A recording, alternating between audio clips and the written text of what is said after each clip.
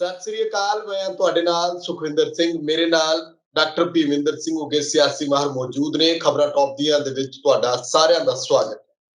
ਗੱਲਬਾਤ ਕਰਾਂਗੇ ਰੋਜ਼ਾਨਾ ਦੀ ਤਰ੍ਹਾਂ ਵੱਡੀਆਂ ਖਬਰਾਂ ਦੇ ਉੱਤੇ। ਸਭ ਤੋਂ ਪਹਿਲਾਂ ਗੱਲ ਅਸੀਂ ਕਰ ਰਹੇ ਹਾਂ ਕਿ ਸੰਸਦ ਦੇ ਵਿੱਚ ਬਿਜਲੀ ਸੋਧ ਐਕਟ ਕੇਂਦਰ ਸਰਕਾਰ, ਮੋਦੀ ਸਰਕਾਰ ਲਿਆਉਣ ਜਾ ਰਹੀ ਹੈ। ਉਹੀ ਬਿਜਲੀ ਸੋਧ ਐਕਟ ਜਿਹਨੂੰ ਲੈ ਕੇ ਸਰਕਾਰ ਨੇ ਕਿਸਾਨਾਂ ਨੂੰ ਭਰੋਸਾ ਦਿੱਤਾ ਸੀ ਕਿ ਅਸੀਂ ਤੁਹਾਡੀਆਂ ਮੰਗਾਂ ਮੰਨ ਰਹੇ ਹਾਂ। ਬਿਜਲੀ ਸੋਧ ਐਕਟ ਜਾਂ ਜਿਹੜਾ ਇਹ ਕਾਨੂੰਨ ਹੈ ਉਹ ਨਹੀਂ ਲਿਆਂਦਾ ਜਾਏਗਾ, ਨਾ ਇਸ ਤੇ ਬਣਾਇਆ ਜਾਏਗਾ, ਇਸ ਸਭ ਦੇ ਉੱਤੇ।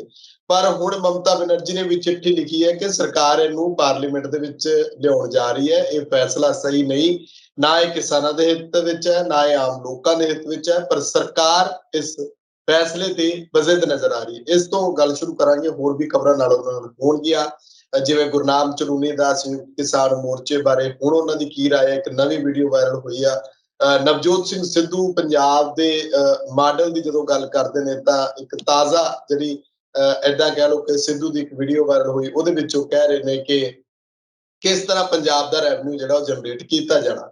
ਇਹ ਸਭ ਦੇ ਉੱਤੇ ਵੀ ਅਸੀਂ ਗੱਲਬਾਤ ਕਰਾਂਗੇ। ਹੋਰ ਵੀ ਖਬਰਾਂ ਜਿਵੇਂ ਬਰਗਾੜੀ ਮੋਰਚੇ ਨਾਲ ਜੁੜੀ ਉਹ ਵੀ ਹੋਏਗੀ, ਉਹਦੇ ਉੱਤੇ ਵੀ ਅਸੀਂ ਗੱਲਬਾਤ ਕਰਾਂਗੇ। ਸਵਾਗਤ ਹੈ ਡਾਕਟਰ ਸਾਹਿਬ ਤੁਹਾਡਾ। ਬਹੁਤ ਬਹੁਤ ਸ਼ੁਕਰੀਆ, ਮਿਹਰਬਾਨੀ, ਧੰਨਵਾਦ ਸੁਖਵਿੰਦਰ ਜੀ। ਸ਼ੁਕਰੀਆ ਡਾਕਟਰ ਸਾਹਿਬ।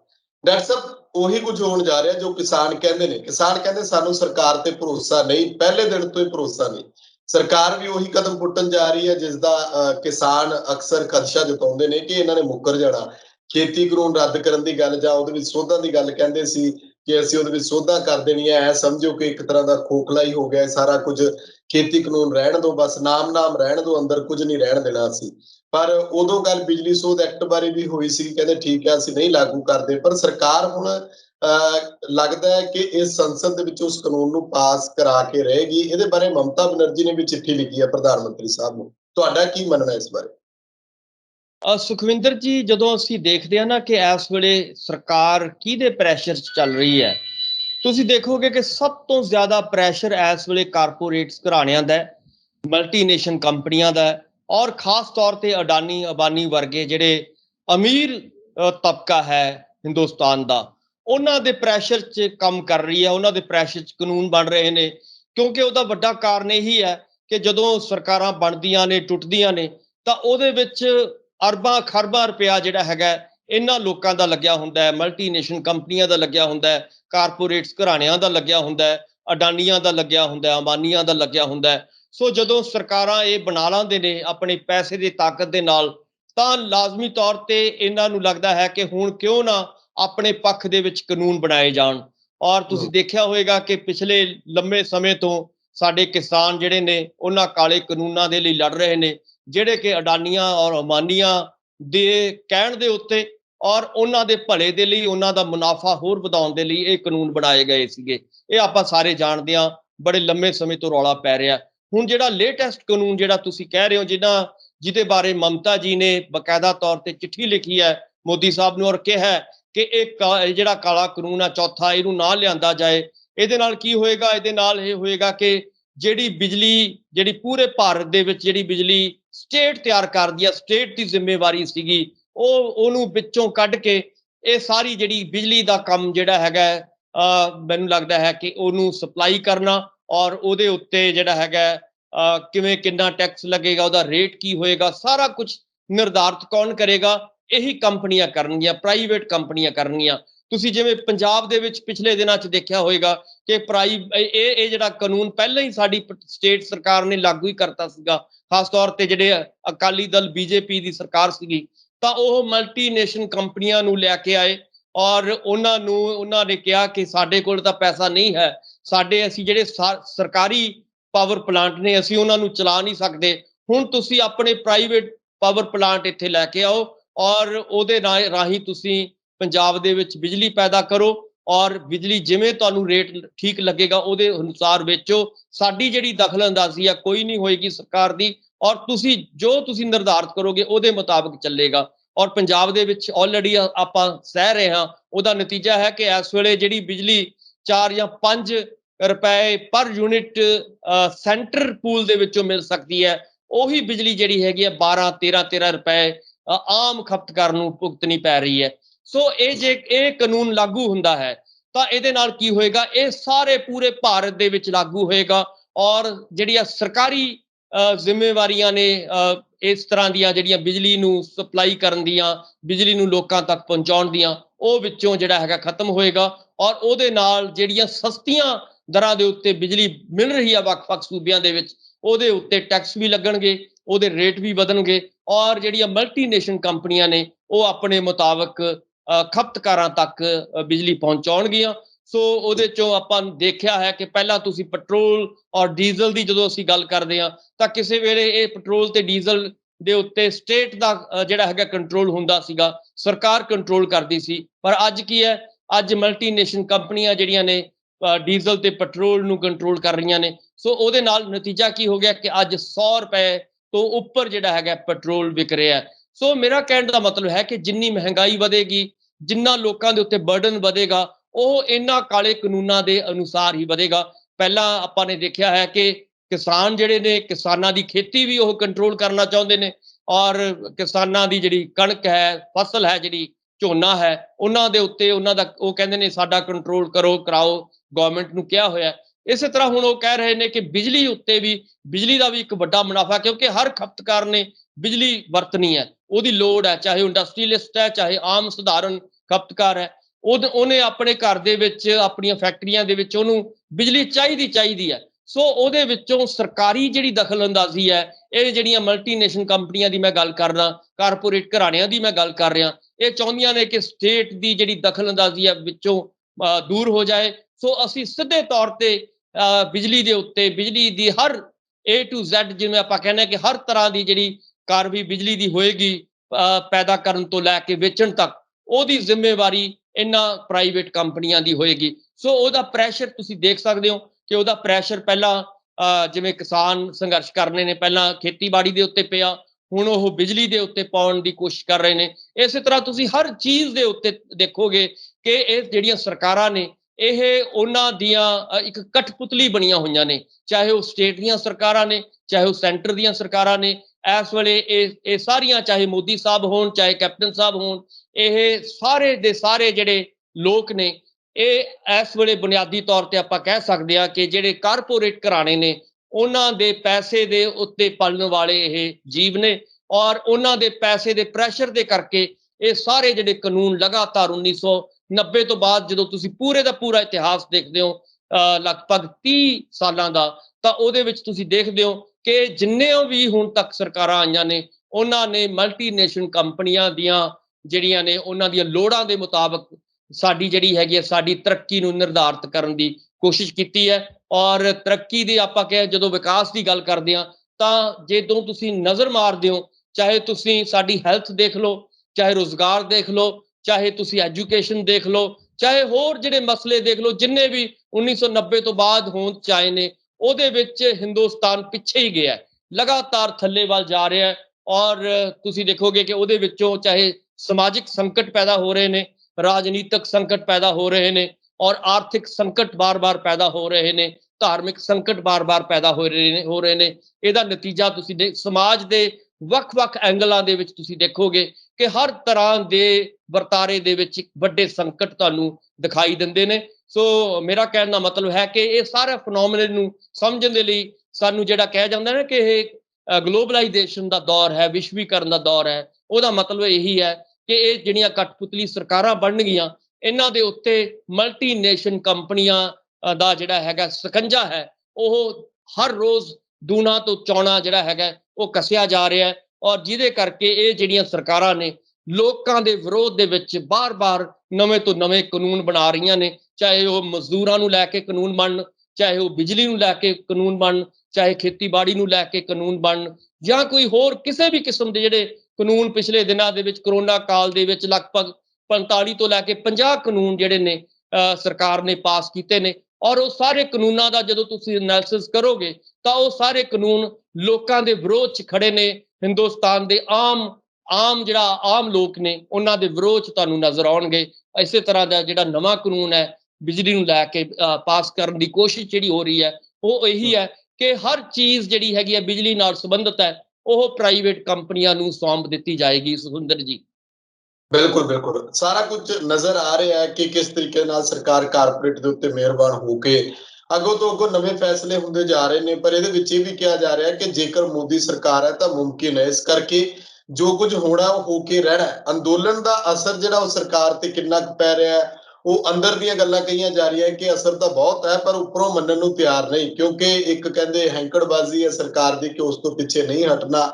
ਕਈ ਸਰਕਾਰ ਨੂੰ ਇਹ ਕਹਿ ਚੁੱਕੇ ਨੇ ਕਿ ਥੋੜਾ ਧੋਣ ਚੋਂ ਕਿੱਲਾ ਕੱਢ ਕੇ ਥੋੜਾ ਇਸ ਗੱਲ ਨੂੰ ਸਮਝਿਆ ਜਾਏ ਕਿ ਕਿਸਾਨੀ ਅੰਦੋਲਨ ਦੇਸ਼ ਦੇ ਕਿਸਾਨਾਂ ਦਾ, ਦੇਸ਼ ਦੀ ਆਵਾਮ ਦੇ ਨਾਲ ਜੁੜਿਆ, ਇਹਨੂੰ ਸਮਝਣਾ ਚਾਹੀਦਾ। ਜਦੋਂ ਅਸੀਂ ਓਲੰਪਿਕ ਵਿੱਚ ਮੈਡਲਾਂ ਦੀ ਗੱਲ ਕਰਦੇ ਹਾਂ ਤਾਂ ਉੱਥੇ ਵੀ ਕਿਸਾਨਾਂ ਦੇ ਪੁੱਤ ਬੈਠੇ ਨੇ, ਜਵਾਨਾਂ ਦੇ ਪੁੱਤ ਬੈਠੇ ਨੇ, ਜਿਹੜੇ ਉੱਥੇ ਜਾ ਕੇ ਦੇਸ਼ ਦੀ ਅਗਵਾਈ ਕਰ ਰਹੇ ਨੇ। ਇਸ ਕਰਕੇ ਉਸ ਆਵਾਜ਼ ਨੂੰ ਸੁਣਨਾ ਪੈਣਾ, ਪਰ ਸਮਝ ਨਹੀਂ ਆ ਰਿਹਾ ਕਿ ਸਰਕਾਰ ਆਖਿਰਕਾਰ ਸੁਣ ਕਿਉਂ ਨਹੀਂ ਰਹੀ। ਇੱਕੋ ਸਵਾਲ ਵਾਰ-ਵਾਰ ਉੱਠਦਾ ਹੈ। ਅਗਲੀ ਗੱਲ ਨਾਲ ਹੀ ਇਹਦੇ ਜੁੜਦੀ ਹੈ ਕਿਸਾਨੀ ਅੰਦੋਲਨ ਦੇ, ਡਾਕਟਰ ਸਾਹਿਬ, ਕਿ ਜਿਹੜੇ ਗੁਰਨਾਮ ਸਿੰਘ ਚੜੂਨੀ ਨੇ ਉਹ ਪਿਛਲੇ ਕਾਫੀ ਸਮੇਂ ਤੋਂ ਅੰਦੋਲਨ ਦੇ ਦੌਰਾਨ ਕਹਿ ਲਓ ਜਾਂ ਅੰਦੋਲਨ ਚੋਂ ਸਸਪੈਂਡ ਹੋਣ ਤੋਂ ਬਾਅਦ ਵੀ ਕੁਝ ਇਹੋ ਜਿਹੀਆਂ ਕਾਰਵਾਈਆਂ ਕਰਦੇ ਰਹੇ ਨੇ ਜਿਹਦੇ ਕਰਕੇ ਸੰਯੁਕਤ ਕਿਸਾਨ ਮੋਰਚਾ ਜਾਂ ਕਿਸਾਨ ਜਥੇਬੰਦੀਆਂ ਦੇ ਵਿੱਚ ਥੋੜੀ ਜਿਹੀ ਤਕਰਾਰ ਪੈਦਾ ਹੁੰਦੀ ਹੈ ਕਿ ਕਹਿ ਲਓ ਕਿ ਆਪਸ ਦੇ ਵਿੱਚ ਕਹਿੰਦੇ ਵਿਚਾਰ ਨਹੀਂ ਮਿਲਦੇ। ਹੁਣ ਚੜੂਨੀ ਸਾਹਿਬ ਨੇ ਕੱਲ ਜੋ ਕੁਝ ਕਿਹਾ, ਅੱਜ ਫਿਰ ਇੱਕ ਵੀਡੀਓ ਵਾਇਰਲ ਕਰਕੇ ਉਹਨਾਂ ਨੇ ਕਿਹਾ ਕਿ ਮੈਂ ਸੰਯੁਕਤ ਕਿਸਾਨ ਮੋਰਚੇ ਤੋਂ ਬਾਹਰ ਨਹੀਂ ਨਿਕਲਿਆ, ਮੈਂ ਸਿਰਫ ਮੀਟਿੰਗ ਚੋਂ ਬਾਹਰ ਨਿਕਲਿਆ ਸੀ। ਪਰ ਮੈਸੇਜ ਤਾਂ ਚਲਾ ਗਿਆ ਨਾ ਇੱਕ ਵਾਰ। ਜਿਹੜਾ ਡਾਕਟਰ ਸਾਹਿਬ ਉਹ ਵੀਡੀਓ ਜਿਹੜੀ ਹੈ ਉਹ ਇੱਕ ਵਾਰ ਤਾਂ ਉਹਨਾਂ ਲੋਕਾਂ ਤੱਕ ਪਹੁੰਚ ਚੁੱਕੀ ਆ ਜਿਹੜੇ ਚਾਹੁੰਦੇ ਨੇ ਕਿ ਅੰਦੋਲਨ ਦੇ ਅੰਦਰ ਕੋਈ ਨਾ ਕੋਈ ਪਾੜ ਪਵੇ ਤੇ ਸਾਨੂੰ ਮੌਕਾ ਮਿਲੇ। ਸੁਖਵਿੰਦਰ ਜੀ ਬਿਲਕੁਲ ਠੀਕ ਹੈ ਕਿ ਸਰਕਾਰ ਇਸ ਵੇਲੇ ਇਹੀ ਚਾਹੁੰਦੀ ਹੈ ਕਿ ਇਹ ਲੋਕ ਜਿਹੜੇ ਨੇ ਵੱਖ-ਵੱਖ, ਜਿਹੜੇ ਆਪਾਂ ਕਹਿੰਦੇ ਕਿ ਬਣ ਦੀ ਲੱਕੜੀ ਇਕੱਠੀ ਹੋਈ ਹੈ ਔਰ ਇਹਨਾਂ ਨੂੰ ਫਾੜਨ ਦੀ ਹੈ, ਡਿਵਾਈਡ ਕਰਨ ਦੀ ਹੈ ਔਰ ਰੂਲ ਕਰਨ ਦੀ ਹੈ। ਇਹ ਸਰਕਾਰ ਦੀ ਹਮੇਸ਼ਾ ਹੀ ਪਾਲਿਸੀ ਰਹੀ ਹੈ। ਪਰ ਲੀਡਰਸ਼ਿਪ ਨੂੰ ਜਿਹੜਾ ਹੈਗਾ ਸਮਝਣਾ ਚਾਹੀਦਾ ਹੈ। ਔਰ ਇਹਦੇ ਵਿੱਚ ਚੜੂਨੀ ਸਾਹਿਬ, ਕਿਉਂਕਿ ਆਪਾਂ ਨੂੰ ਵੀ ਪਤਾ ਕਿ ਉਹ ਹਰਿਆਣੇ ਦੇ ਲੀਡਰ ਨੇ, ਉਹ ਕਿਉਂ ਨਹੀਂ ਹਰਿਆਣੇ ਦੇ ਉੱਤੇ ਕਨਸਨਟ੍ਰੇਟ ਕਰਦੇ।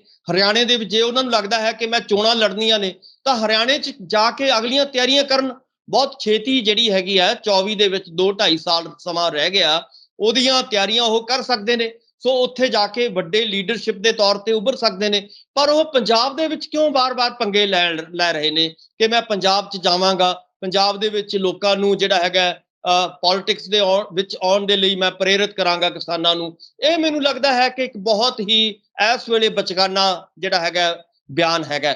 ਸੋ ਇਸ ਕਰਕੇ ਚੜੂਨੀ ਸਾਹਿਬ ਦਾ ਨੂੰ ਤਾਂ ਕਿੱਥੇ ਚਾਹੀਦਾ ਸੀਗਾ ਕਿ ਉਹ 32 ਜਥੇਬੰਦੀਆਂ ਦੇ ਨਾਲ ਜਾਂ ਹੋਰ ਵੀ ਜਿੰਨੀਆਂ ਵੀ ਜਥੇਬੰਦੀਆਂ ਨੇ ਉਹਨਾਂ ਦੇ ਨਾਲ ਮਿਲ ਕੇ ਮੋਢੇ ਨਾਲ ਮੋਢਾ ਜੋੜ ਕੇ ਚੱਲਦੇ।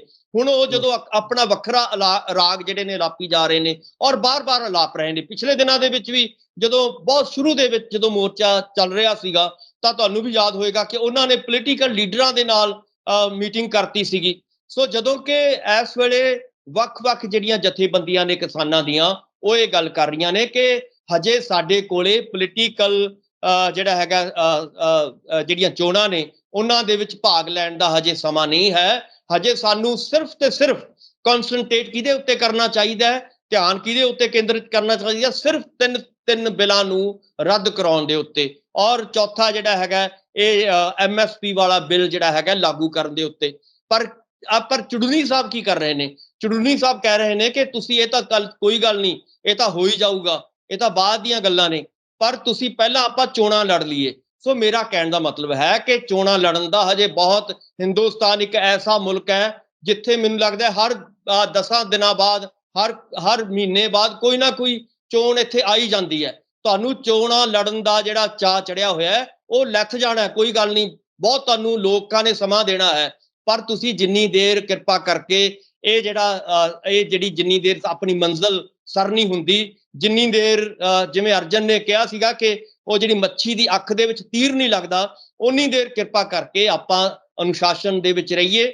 ਔਰ ਅਨੁਸ਼ਾਸਨ ਵਿੱਚ ਰਹਿੰਦੇ ਹੋਏ ਜੋ ਵੱਖ-ਵੱਖ ਜਥੇਬੰਦੀਆਂ ਦਾ ਜੋ ਮਿਲ ਕੇ ਸਾਰੀਆਂ, ਜਦੋਂ ਆਪਾਂ ਕਹਿੰਦੇ ਨਾ ਕਿ ਪੰਜਾਂ ਦੇ ਵਿੱਚ ਪਰਮੇਸ਼ਰ ਹੁੰਦਾ, ਸੋ ਜਦੋਂ ਤੁਸੀਂ ਇੱਕ ਕਮੇਟੀ ਦੇ ਵਿੱਚ, ਇੱਕ ਜਥੇਬੰਦੀ ਦੇ ਵਿੱਚ ਇਕੱਠੇ ਹੋ ਜਾਂਦੇ ਹੋ ਤਾਂ ਤੁਹਾਨੂੰ ਇੱਕ ਕਾਮਨ ਮਿਨੀਮਮ ਪ੍ਰੋਗਰਾਮ ਦੇ ਉੱਤੇ ਰੁਕਣਾ ਪੈਂਦਾ ਹੈ, ਉਹਦੇ ਉੱਤੇ ਸਟ੍ਰੈਸ ਤੁਹਾਨੂੰ ਦੇਣਾ ਪਏਗਾ। ਚਾਹੇ ਆਪਣੀ ਤੁਹਾਡੀ ਕੋਈ ਵੀ ਵਿਚਾਰਧਾਰਾ ਹੈ, ਚਾਹੇ ਤੁਸੀਂ ਚਾਹੁੰਦੇ ਹੋ ਕਿ ਮੈਂ ਪੰਜਾਬ ਤੋਂ ਚੋਣ ਲੜਨਾ, ਮੈਂ ਬੰਗਾਲ ਤੋਂ ਚੋਣ ਲੜਾਂ, ਮੈਂ ਹਰਿਆਣੇ ਤੋਂ ਚੋਣ ਲੜਾਂ, ਕੋਈ ਨਹੀਂ, ਲੜ ਲਿਓ। ਪਰ ਇਸ ਵੇਲੇ ਜੋ ਜਥੇਬੰਦੀਆਂ ਦਾ ਫੈਸਲਾ ਹੈ ਚੜੂਨੀ ਸਾਹਿਬ ਨੂੰ ਉਹ ਮੰਨਣਾ ਚਾਹੀਦਾ ਹੈ। ਜ਼ਿੱਦ ਨਹੀਂ ਕਰਨੀ ਚਾਹੀਦੀ, ਜ਼ਿੱਦ ਦੇ ਨਾਲ ਮਸਲੇ ਵਿਗੜਦੇ ਨੇ।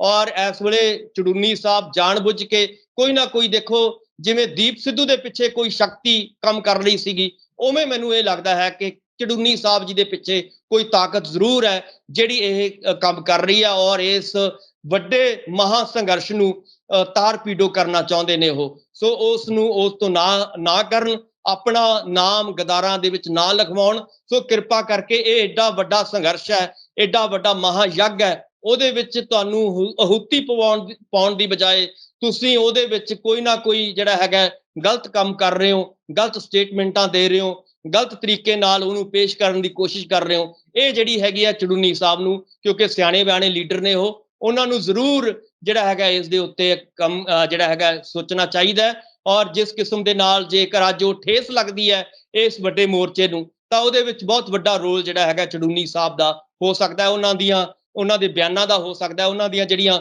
ਇਸ ਤਰ੍ਹਾਂ ਦੀਆਂ ਜਿਹੜੀਆਂ ਬਚਕਾਨਾ ਹਰਕਤਾਂ ਨੇ ਉਹਦਾ ਹੋ ਸਕਦਾ ਹੈ।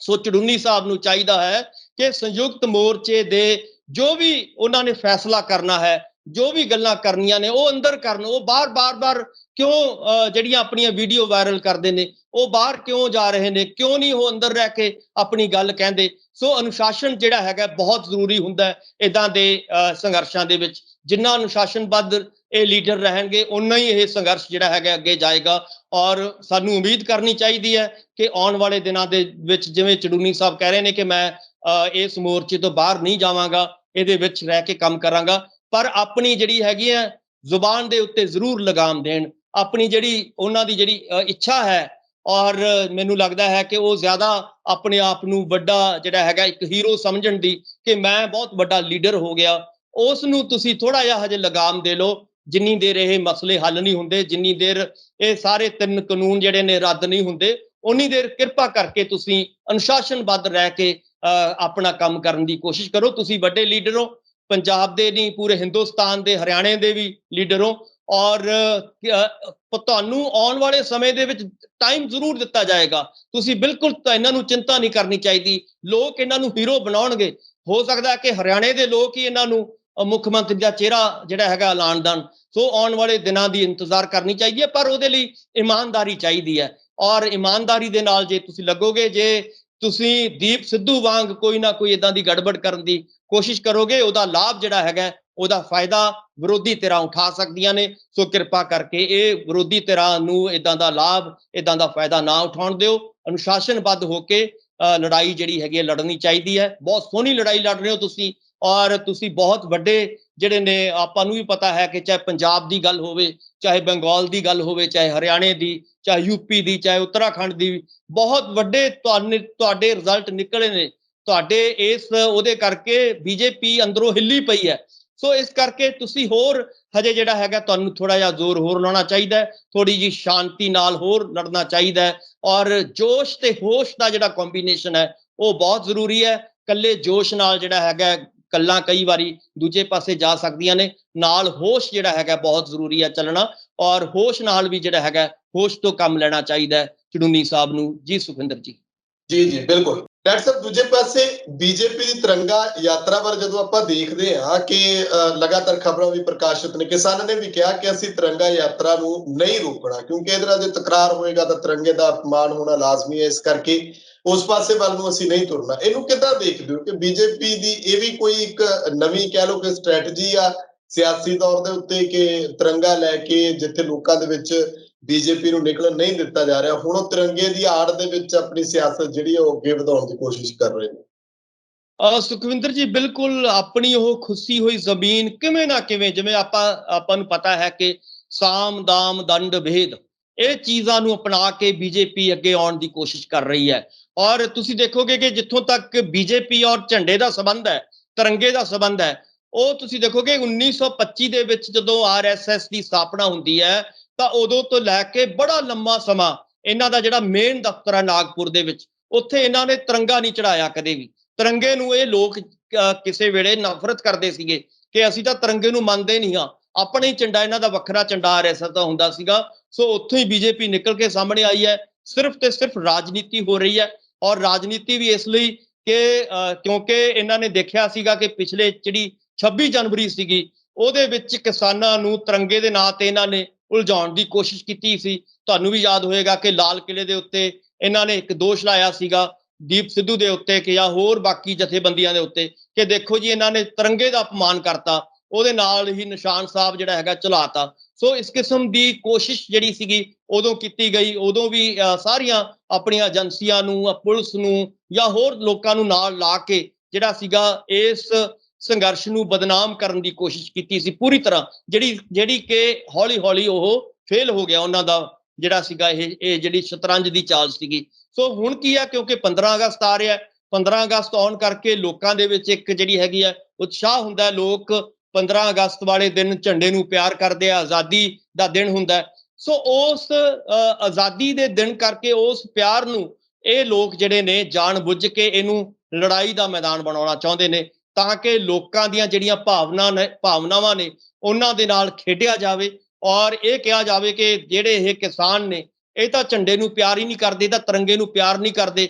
ਇਸ ਲਈ ਉਹਨਾਂ ਨੇ ਜਾਣ ਬੁੱਝ ਕੇ, ਤਾਂ ਕਿ ਇਹਨਾਂ ਨੂੰ ਲੱਗਦਾ ਸੀਗਾ ਕਿ ਇਹ ਸਾਨੂੰ ਰੋਕਣਗੇ ਔਰ ਇਸ ਕਰਕੇ ਕੋਈ ਨਾ ਕੋਈ ਟਕਰਾਅ ਹੋਏਗਾ ਔਰ ਉਸ ਟਕਰਾਅ ਦੇ ਵਿੱਚੋਂ ਸਾਨੂੰ ਜਿਹੜਾ ਹੈਗਾ ਪੋਲੀਟੀਕਲ ਫਾਇਦਾ ਹੋਏਗਾ। ਸੋ ਉਹਦੇ ਲਈ ਕਿਸਾਨਾਂ ਨੇ ਬਹੁਤ ਸਮਝਦਾਰੀ ਦਿਖਾਈ ਹੈ ਔਰ ਕਿਸਾਨ ਜਿਹੜੇ ਨੇ ਉਹਨਾਂ ਨੇ ਕਿਹਾ ਕਿ ਜਿੰਨਾ ਤੁਸੀਂ ਕਰਦੇ ਹੋ ਉਹਨੂੰ ਉਦੋਂ ਵੀ ਵੱਧ ਜਿਹੜੇ ਨੇ ਕਿਸਾਨ ਤਿਰੰਗੇ ਨੂੰ ਪਿਆਰ ਕਰਦੇ ਆ। ਕਿਉਂਕਿ ਆਪਾਂ ਨੂੰ ਵੀ ਪਤਾ ਹੈ, ਤੁਸੀਂ ਹੁਣ ਸਪੋਰਟਸ ਦੀ ਗੱਲ ਕੀਤੀ ਹੈ, ਉੱਥੇ ਕੌਣ ਜਾ ਰਹੇ ਨੇ? ਕਿਸਾਨਾਂ ਦੇ ਪੁੱਤ ਜਾ ਰਹੇ ਨੇ, ਮਜ਼ਦੂਰਾਂ ਦੇ ਬੇਟੀਆਂ ਜਾ ਰਹੀਆਂ ਨੇ। ਸੋ ਉਹ ਤਾਂ ਆਪਣੇ ਨਾਲ ਜਦੋਂ ਜਿੱਤਦੀਆਂ ਨੇ ਤਾਂ ਤਿਰੰਗਾ ਚੱਕ ਕੇ ਜਿੱਤਦੀਆਂ ਨੇ, ਤਿਰੰਗੇ ਦਾ ਉਹ ਸਨਮਾਨ ਕਰਦੀਆਂ ਨੇ, ਤਿਰੰਗੇ ਨੂੰ ਉਹ ਦਿਲ ਤੇ ਜਾਨ ਤੋਂ ਵੀ ਪਿਆਰਾ ਸਮਝਦੀਆਂ ਨੇ।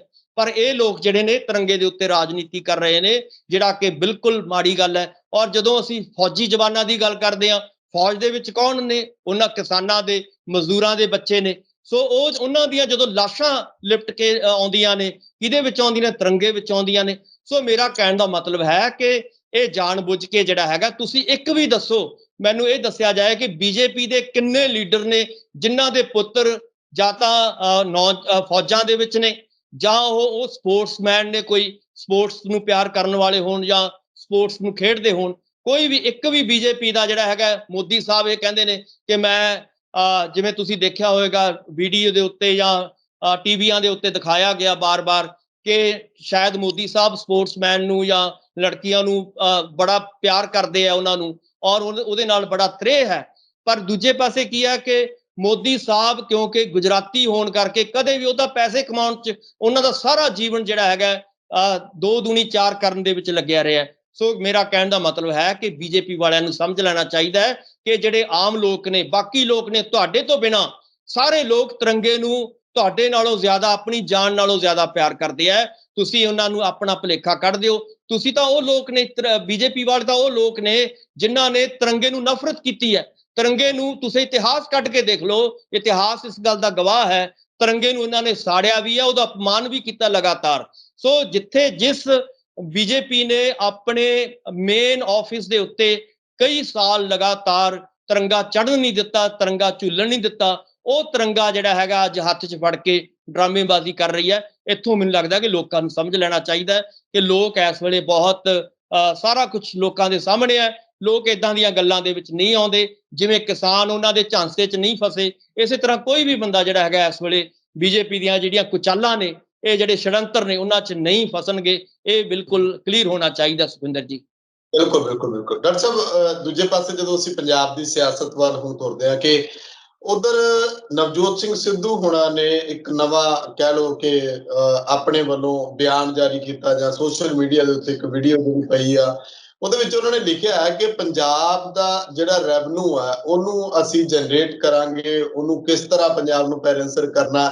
ਜਿਹੜੇ ਪੰਜਾਬ ਮਾਡਲ ਦੀ ਕਾਫੀ ਚਿਰਾਂ ਤੋਂ ਗੱਲ ਕਰ ਰਹੇ ਨੇ ਕਿ ਮੈਂ ਪੰਜਾਬ ਮਾਡਲ ਬਣਾਉਣਾ, ਉਹਦੇ ਲਈ ਪੈਸਾ ਚਾਹੀਦਾ, ਖਜ਼ਾਨਾ ਖਾਲੀ ਹੈ। ਤੇ ਸਿੱਧੂ ਸਾਹਿਬ ਹੁਣ ਕਹਿ ਰਹੇ ਨੇ ਕਿ ਉਹ ਖਜ਼ਾਨਾ ਵੀ ਪੰਜਾਬ ਦੇ ਵਿੱਚੋਂ ਹੀ ਭਰੇਗਾ, ਪੰਜਾਬ ਦੇ ਅੰਦਰੋਂ ਹੀ ਭਰੇਗਾ, ਮਾਫੀਆ ਤੇ ਕੰਟਰੋਲ ਕਰਨਾ ਪੈਣਾ। ਸੁਖਵਿੰਦਰ ਜੀ, ਨਵਜੋਤ ਸਿੰਘ ਸਿੱਧੂ ਦੀ ਤਾਕਤ ਕੀ ਸੀਗੀ ਪਹਿਲਾਂ ਜਦੋਂ ਇਹਨਾਂ ਨੂੰ ਪ੍ਰਧਾਨ ਬਣਾਇਆ ਗਿਆ ਕਾਂਗਰਸ ਦਾ? ਉਹ ਤਾਕਤ ਇਹ ਸੀ ਕਿ ਇਹ ਲਗਾਤਾਰ ਪਿਛਲੇ ਦਿਨਾਂ ਦੇ ਵਿੱਚ ਪੰਜਾਬ ਦੇ ਮਾਡਲ ਦੀ ਗੱਲ ਕਰਦੇ ਸੀਗੇ ਔਰ ਕੈਪਟਨ ਸਾਹਿਬ ਨੇ ਜੋ ਵੱਡੇ ਵੱਡੇ ਵਾਅਦੇ ਕੀਤੇ ਸੀਗੇ ਉਹਨਾਂ ਦੇ ਉੱਤੇ ਉਂਗਲ ਚੁੱਕਦੇ ਸੀਗੇ ਔਰ ਉਹਨਾਂ ਨੂੰ ਕਹਿੰਦੇ ਸੀਗੇ ਕਿ ਇਹ ਕੰਮ ਕਰੋ, ਚਾਹੇ ਉਹ 18 ਨੁਕਾਤੀ ਪ੍ਰੋਗਰਾਮ ਹੋਵੇ, ਚਾਹੇ 5 ਨੁਕਾਤੀ ਪ੍ਰੋਗਰਾਮ ਹੋਵੇ। ਤੁਹਾਨੂੰ ਯਾਦ ਹੋਏਗਾ ਇਹਨਾਂ ਨੇ ਲਗਾਤਾਰ ਪ੍ਰੈਸ਼ਰ ਬਣਾ ਕੇ ਰੱਖਿਆ ਸੀਗਾ ਪਰ ਤੁਸੀਂ ਦੇਖੋਗੇ ਕਿ ਇਹੀ ਇਹਨਾਂ ਨੇ ਜਿਹੜੀ ਤਾਕਤ ਸੀਗੀ ਇਸ ਵੇਲੇ ਉਹੀ ਕਮਜ਼ੋਰੀ ਬਣ ਚੁੱਕੀ ਹੈ। ਉਹ ਕਮਜ਼ੋਰੀ ਇਸ ਲਈ ਹੈ, ਹੁਣ ਇਹ ਕਹਿਣ ਲੱਗੇ ਕਿ 22 ਦੇ ਵਿੱਚ ਜਦੋਂ ਸਾਡੀ ਸੱਤਾ ਆਏਗੀ ਉਦੋਂ ਮੈਂ ਇਹ ਕੰਮ ਕਰਾਂਗਾ। ਪਰ ਲੋਕ ਇਸ ਵੇਲੇ ਵੱਡਾ ਸਵਾਲ ਇਹ ਪੁੱਛਦੇ ਨੇ ਕਿ ਇਸ ਵੇਲੇ ਤੁਹਾਡੀ ਸਰਕਾਰ ਹੈ, 4.5 ਸਾਲ ਵੀ ਤੁਹਾਡੀ ਸਰਕਾਰ ਰਹੀ, ਤੁਸੀਂ ਆਪਣੀ ਸਰਕਾਰ ਦੇ ਵਿੱਚ ਮਿਨਿਸਟਰ ਵੀ ਰਹੇ, ਤੁਸੀਂ ਇਹ ਗੱਲਾਂ ਉਦੋਂ ਕਿਉਂ ਨਹੀਂ ਕੀਤੀਆਂ, ਹੁਣ ਤੁਸੀਂ ਕਿਉਂ ਨਹੀਂ ਕਰ ਰਹੇ? ਔਰ ਅੱਜ ਸਮਾਂ ਹੈ ਕਿ ਅੱਜ 6 ਮਹੀਨੇ ਰਹਿ ਗਏ ਨੇ, 6 ਮਹੀਨਿਆਂ ਦੇ ਵਿੱਚ ਤਾਂ ਬਹੁਤ ਕੁਝ ਹੋ ਸਕਦਾ ਹੈ। 6 ਮਹੀਨਿਆਂ 'ਚ ਤਾਂ ਜੇ ਸਰਕਾਰ ਚਾਹੇ, ਮੈਨੂੰ ਯਾਦ ਆਉਂਦਾ ਲక్ష్మణ ਸਿੰਘ ਗਿੱਲ ਦੀ ਸਰਕਾਰ ਕਿਸੇ ਵੇਲੇ ਪੰਜਾਬ ਦੇ ਵਿੱਚ ਸਿਰਫ 9 ਮਹੀਨੇ ਰਹੀ ਸੀ ਸੁਖਵਿੰਦਰ ਜੀ, 9 ਮਹੀਨੇ, ਔਰ 9 ਮਹੀਨਿਆਂ ਦੇ ਵਿੱਚ ਉਹਨਾਂ ਨੇ ਐਸੇ ਕੰਮ ਕਰਕੇ ਦਿਖਾਤੇ ਸੀਗੇ, ਅੱਜ ਤੱਕ ਇਤਿਹਾਸ ਪੰਜਾਬ ਦਾ ਉਹਨਾਂ ਨੂੰ ਯਾਦ ਕਰਦਾ ਹੈ। ਉਹਨਾਂ ਨੇ ਪੰਜਾਬੀ ਨੂੰ ਲਾਗੂ ਕਰਤਾ ਸੀਗਾ, ਉਹਨਾਂ ਨੇ ਜਿਹੜੇ ਵੱਡੇ ਵੱਡੇ ਵਾਅਦੇ ਜਿਹੜੇ ਲੋਕਾਂ ਨੂੰ ਲੱਗਦਾ ਸੀਗਾ ਕਿ ਨਹੀਂ ਹੋ ਸਕਦੇ, ਉਹਨਾਂ ਨੇ ਉਹ ਲక్ష్మణ ਸਿੰਘ ਗਿੱਲ ਨੇ ਉਸ ਵੇਲੇ ਮੁੱਖ ਮੰਤਰੀ 9 ਮਹੀਨਿਆਂ 'ਚ ਕਰਕੇ ਦਿਖਾਤੇ ਸੀਗੇ। ਸੋ ਦਿਨ ਰਾਤ ਉਹਨਾਂ ਨੇ ਇੱਕ ਕਰਤਾ ਸੀਗਾ। ਸੋ ਮੇਰਾ ਕਹਿਣ ਦਾ ਮਤਲਬ ਹੈ ਕਿ ਨਵਜੋਤ ਸਿੰਘ ਸਿੱਧੂ ਨੂੰ ਇਹ ਨਹੀਂ ਕਹਿਣਾ ਚਾਹੀਦਾ ਕਿ ਮੈਂ 22 ਦੇ ਵਿੱਚ ਆ ਕੇ ਇਹ ਕੰਮ ਕਰ ਦੂੰਗਾ, 22 ਦੇ ਵਿੱਚ ਮੈਂ ਆ ਕੇ ਪੰਜਾਬ ਦਾ ਮਾਡਲ ਲਿਆਉਂਗਾ, 22 ਦੇ ਵਿੱਚ ਆ ਕੇ ਮੈਂ ਰੈਵਨਿਊ ਜਿਹੜਾ ਹੈਗਾ ਵਧਾ ਦੂੰਗਾ। ਇਹ ਤਾਂ ਗੱਲਾਂ ਸਾਰੀਆਂ ਜਿਹੜੀਆਂ ਨੇ ਇਦੋਂ ਵੀ ਵੱਡੀਆਂ ਗੱਲਾਂ ਕੈਪਟਨ ਸਾਹਿਬ 17 ਦੇ ਵਿੱਚ ਕਰ ਚੁੱਕੇ ਨੇ। ਕੱਲਾ ਕਰ ਨਹੀਂ ਚੁੱਕੇ, ਉਹ ਤਾਂ ਸਗੋਂ ਲਿਖਤੀ ਦੇ ਚੁੱਕੇ ਨੇ ਲੋਕਾਂ ਨੂੰ। ਇੱਥੋਂ ਤੱਕ ਕਿ ਉਹਨਾਂ ਨੇ ਘਰ ਘਰ ਫਾਰਮ ਜਿਹੜੇ ਕਿਹਾ ਸੀਗਾ ਕਿ ਨੌਕਰੀ ਦੇ ਫਾਰਮ, ਤੁਸੀਂ ਮੈਂ ਤੁਹਾਨੂੰ ਫਾਰਮ ਦੇ ਰਿਹਾ, ਤੁਸੀਂ ਮੇਰੇ ਕੋਲ ਜਦੋਂ ਸੱਤਾ ਆ ਜਾਏਗੀ ਲੈ ਕੇ ਆ ਜਾਓ, ਤੁਹਾਨੂੰ ਨੌਕਰੀ ਮਿਲ ਜੇਗੀ। ਤੁਹਾਨੂੰ ਵੀ ਯਾਦ ਹੋਏਗਾ, ਲੋਕਾਂ ਨੂੰ ਯਾਦ ਹੈ, ਬੱਚੇ ਬੱਚੇ ਨੂੰ ਪੰਜਾਬ ਦੇ ਨੂੰ ਯਾਦ ਹੈ। ਇਸ ਤੋਂ ਇਲਾਵਾ ਹੋਰ ਬਹੁਤ ਸਾਰੇ ਵਾਅਦੇ। ਇਸ ਤੋਂ ਵੀ ਵੱਡੀ ਗੱਲ ਕਿ ਸ਼੍ਰੀ ਗੁਟਕਾ ਸਾਹਿਬ ਹੱਥ 'ਚ ਫੜ ਕੇ ਉਹਨਾਂ ਨੇ ਕਿਹਾ ਸੀਗਾ ਕਿ ਮੈਂ 4 ਹਫ਼ਤਿਆਂ ਦੇ ਵਿੱਚ ਵੱਡੇ ਮਗਰਮੱਛਾਂ ਨੂੰ, ਜਿਹੜੇ ਨਸ਼ੇ ਦੇ ਤਸਕਰ ਨੇ, ਉਹਨਾਂ ਨੂੰ ਜਿਹੜਾ ਹੈਗਾ ਅੰਦਰ ਦੇਵਾਂਗਾ ਔਰ ਨਸ਼ੇ ਦਾ ਲੱਕ ਤੋੜ ਦਾਂਗਾ। ਸੋ ਮੇਰਾ ਕਹਿਣ ਦਾ ਮਤਲਬ ਹੈ ਕਿ ਜਿਸ ਤਰ੍ਹਾਂ ਦੀਆਂ ਗੱਲਾਂ ਅੱਜ ਨਵਜੋਤ ਸਿੰਘ ਸਿੱਧੂ ਸਾਹਿਬ ਕਰ ਰਹੇ ਨੇ, ਉਸ ਤੋਂ ਤਾਂ ਵੱਡੀਆਂ ਗੱਲਾਂ ਆਲਰੇਡੀ ਕੈਪਟਨ ਸਾਹਿਬ ਕਰ ਚੁੱਕੇ ਨੇ, ਜਦੋਂ ਕਿ ਕੈਪਟਨ ਸਾਹਿਬ ਤੋਂ ਲੋਕਾਂ ਦਾ ਮੋਹ ਭੰਗ ਹੋ ਚੁੱਕਿਆ। ਸੋ ਜਾਂ ਤਾਂ ਉਹਨਾਂ ਨੂੰ ਉਦੋਂ ਵੀ ਵੱਡੀਆਂ ਗੱਲਾਂ ਕਰਨੀਆਂ ਪੈਣਗੀਆਂ, ਜਾਂ ਉਹਨਾਂ ਨੂੰ ਇੰਟਰਵੀਨ ਕਰਨਾ ਪਏਗਾ ਸਰਕਾਰ ਦੇ ਵਿੱਚ। ਉਹਨਾਂ ਦੀ ਆਪਣੀ ਸਰਕਾਰ ਹੈ। ਇਹ ਤਾਂ ਗੱਲਾਂ ਉਦੋਂ ਹੁੰਦੀਆਂ ਨੇ ਜਦੋਂ ਤੁਸੀਂ ਵਿਰੋਧੀ ਧਿਰ ਦੇ ਵਿੱਚ ਹੋਵੋ ਕਿ ਅਸੀਂ ਜਦੋਂ 22 ਦੇ ਵਿੱਚ ਆਵਾਂਗੇ ਅਸੀਂ ਐਂ ਕਰਾਂਗੇ, ਅਸੀਂ 22 ਦੇ ਵਿੱਚ ਆ ਕੇ ਅਸੀਂ ਇਹ ਆਮ ਆਦਮੀ ਪਾਰਟੀ ਕਰ ਰਹੀ ਹੈ, ਇਹ ਤਾਂ ਕੇਜਰੀਵਾਲ ਜੀ ਕਰ ਰਹੇ ਨੇ, ਇਹ ਤਾਂ ਅਕਾਲੀ ਦਲ ਵੀ ਕਰ ਰਿਹਾ ਹੈ। ਸੋ ਇਦਾਂ ਦੀਆਂ ਗੱਲਾਂ ਕਰਨੀਆਂ, ਇਹ ਬਹੁਤ ਮਤਲਬ ਇਹਨੂੰ ਲੋਕ ਸੀਰੀਅਸ ਨਹੀਂ ਲੈਂਦੇ ਹੁਣ ਤਾਂ, ਕਿਉਂਕਿ ਸਰਕਾਰ ਉਹਨਾਂ ਦੀ ਹੈ, ਸਰਕਾਰ ਉਹਨਾਂ ਦੀ ਆਪਣੀ ਆ, ਉਹ ਖੁਦ ਪ੍ਰਧਾਨ ਨੇ। ਉਹਨਾਂ ਨੂੰ ਪ੍ਰੈਸ਼ਰ ਬਣਾਉਣਾ ਚਾਹੀਦਾ ਹੈ ਕਿ ਜਿਹੜੀਆਂ ਗੱਲਾਂ ਤੁਸੀਂ ਕਹਿ ਰਹੇ ਹੋ ਉਹਨਾਂ ਨੂੰ ਕਰਕੇ ਦਿਖਾਓ ਸਗੋਂ। ਔਰ ਜਿੰਨਾ ਉਹ ਕਰਕੇ ਦਿਖਾਉਣਗੇ, ਜਿੰਨਾ ਉਹ ਕੈਪਟਨ ਸਾਹਿਬ ਦੇ ਉੱਤੇ ਪ੍ਰੈਸ਼ਰ ਬਣਾਉਣਗੇ, ਉਹਨਾਂ ਹੀ ਉਹਨਾਂ ਨੂੰ ਜਿਹੜਾ ਹੈਗਾ ਵੱਡੇ ਲੀਡਰ ਦੇ ਤੌਰ ਤੇ ਉੱਭਰਨਗੇ। ਜੇਕਰ ਇਹ ਨਹੀਂ ਹੁੰਦਾ, ਜੇਕਰ ਸਿਰਫ ਗੱਲਾਂ ਹੁੰਦੀਆਂ ਨੇ, ਤਾਂ ਲਾਜ਼ਮੀ ਤੌਰ ਤੇ ਉਹਨਾਂ ਦਾ ਜਿਹੜਾ ਗ੍ਰਾਫ ਹੈ ਹੌਲੀ ਹੌਲੀ 5-6 ਮਹੀਨਿਆਂ 'ਚ ਡਾਊਨ ਹੋ ਜਾਏਗਾ ਤੇ ਉਹੀ ਗੱਲਾਂ ਹੋ ਜਾਣਗੀਆਂ। ਜੇਕਰ ਆਪਾਂ ਨੂੰ ਵੀ ਪਤਾ ਹੈ ਕਿ 22 ਦੇ ਵਿੱਚ ਕੈਪਟਨ ਸਾਹਿਬ ਚਿਹਰਾ ਬਣਦੇ ਨੇ ਜਾਂ ਨਵਜੋਤ ਸਿੰਘ ਸਿੱਧੂ ਜੀ ਚਿਹਰਾ ਬਣਾਉਂਦੇ ਨੇ ਜਾਂ ਦੋਨੋਂ ਬਣਾਉਂਦੇ ਨੇ, ਤਾਂ ਉਹਦੇ ਨਾਲ ਨੁਕਸਾਨ ਜਿਹੜਾ ਹੈਗਾ ਕਾਂਗਰਸ ਨੂੰ ਹੋ ਸਕਦਾ ਹੈ। ਸੁਖਵਿੰਦਰ ਜੀ, ਆਖਰੀ ਖਬਰ ਹੈ ਡਾਕਟਰ ਸਾਹਿਬ ਕਿ ਬਰਗਾੜੀ ਵਾਲਾ ਮੋਰਚਾ ਵੀ ਹੁਣ ਚਰਚਾ ਦੇ ਵਿੱਚ ਫੇਰ ਆ ਗਿਆ। ਪੰਥਕ ਇਕੱਠ ਉੱਤੇ ਸਿਮਰਨਜੀਤ ਸਿੰਘ ਮਾਨ ਹੋਣੀ ਹਰ ਰੋਜ਼ ਗ੍ਰਿਫਤਾਰੀਆਂ ਜਿਹੜੀਆਂ ਸਿੱਖ ਨੁਮਾਇੰਦੇ ਦੇ ਰਹੇ ਨੇ, ਇਹਨੂੰ ਕਿੱਦਾਂ ਦੇਖਦੇ ਹੋ ਕਿ ਹੁਣ 2022 ਨੇੜੇ ਆ ਗਿਆ, ਸਿਰ ਦੇ ਉੱਤੇ ਉਧਰ ਮੁਤਵਾਜ਼ੀ ਜਥੇਦਾਰ ਧਿਆਨ ਸਿੰਘ ਮੰਡ ਹੋਣਾ ਦੇ ਕੋਲ ਮੰਤਰੀ ਪੇਸ਼ ਨਹੀਂ ਹੋ ਰਹੇ, ਉਹਨਾਂ ਨੇ 11 ਦਾ ਫੇਰ ਸਮਾਂ ਰੱਖਿਆ ਆ। ਇਹਦੇ ਵਿਚਾਲੇ ਮੰਤਰੀਆਂ ਨੇ ਜੋ ਚਿੱਠੀ ਲਿਖੀ ਸੀ, ਹੁਣੇ ਪੰਥਕ ਇਕੱਠ ਹੋਣਾ। ਲੋਕ ਤਾਂ ਕਹਿੰਦੇ ਨੇ ਕਿ ਜੇ ਕਾਨੂੰਨ ਤੋਂ ਇਨਸਾਫ ਮਿਲਣਾ ਤਾਂ ਫਿਰ ਅਸੀਂ ਆਸ ਛੱਡ ਹੀ ਦਈਏ ਕਿ ਇਨਸਾਫ ਤਾਂ ਫਿਰ ਉਸ ਢੰਗ ਦੇ ਨਾਲ ਹੀ ਹੋਣਾ ਜਿਵੇਂ ਇਹ ਸਿਆਸਤਦਾਨ ਤਾਂ ਜਾਂ ਫਿਰ ਜਿਵੇਂ ਸਾਰਾ ਕੁਝ ਸੋਚਿਆ ਤੇ ਗਿਣੀ ਮਿੱਥੀ ਸਾਜ਼ਿਸ਼ ਦੇ ਤਹਿਤ ਹੁੰਦਾ ਹੈ। ਸੁਖਵਿੰਦਰ ਜੀ ਦੇਖੋ, ਪੰਜਾਬ ਨਾਲ ਸੰਬੰਧਿਤ 2 ਮੁੱਦੇ ਐਸੇ ਨੇ ਜਿਨ੍ਹਾਂ ਦਾ ਕਦੇ ਵੀ ਨਿਆਂ ਨਹੀਂ ਮਿਲ ਸਕਦਾ।